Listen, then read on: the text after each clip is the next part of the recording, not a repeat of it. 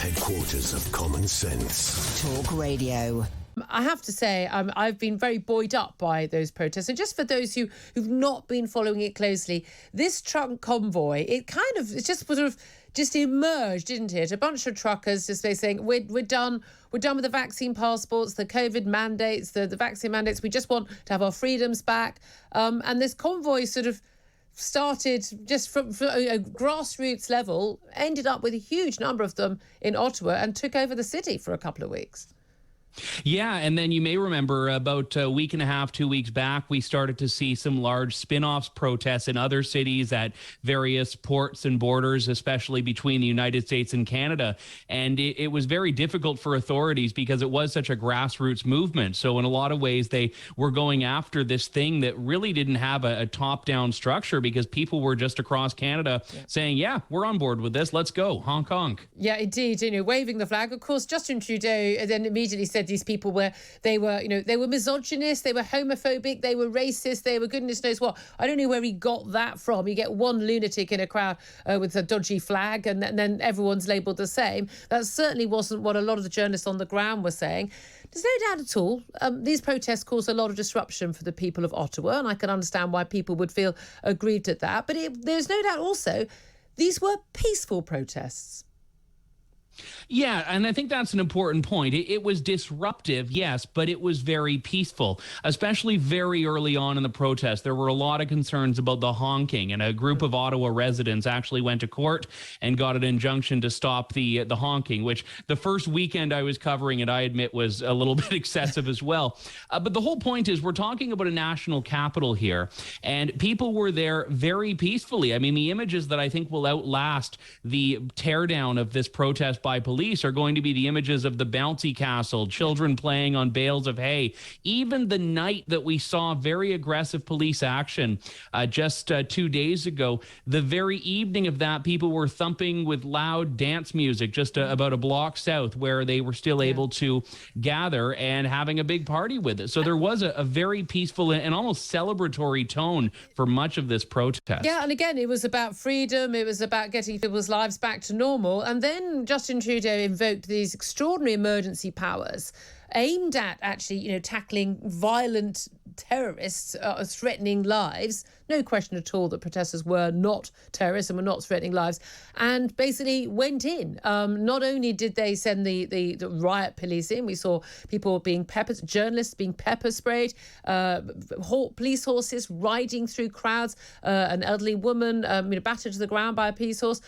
We've also seen the most extraordinary attacks on those supporting these protests, people having their assets frozen, their bank accounts frozen, credit cards, even those closing down the cafes that have been supporting them. This is, unprecedented in peacetime, dealing with a peaceful protest.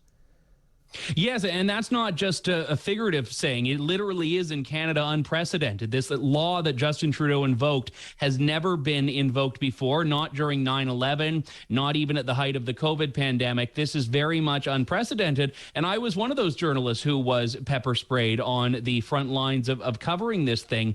And what's fascinating to me is that you look at this, the goal for Ottawa police was not just to disperse the crowd and get everyone to go home.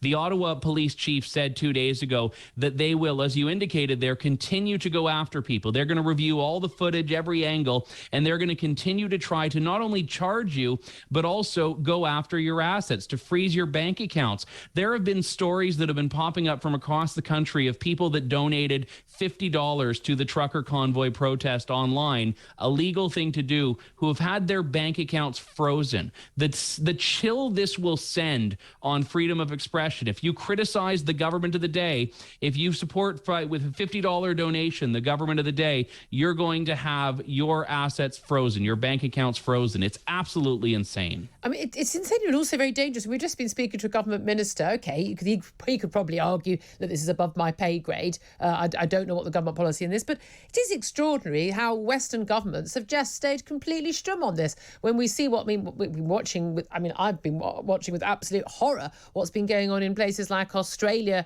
and New Zealand. Zealand in terms of what they've done to their people. But in Canada, there's no doubt at all, if Donald Trump had done anything like this, he would be being castigated by media around the world, left and right, and by world leaders. And yet on Justin Trudeau, because he's the darling of the Liberal left, nothing at all. What do you make of that?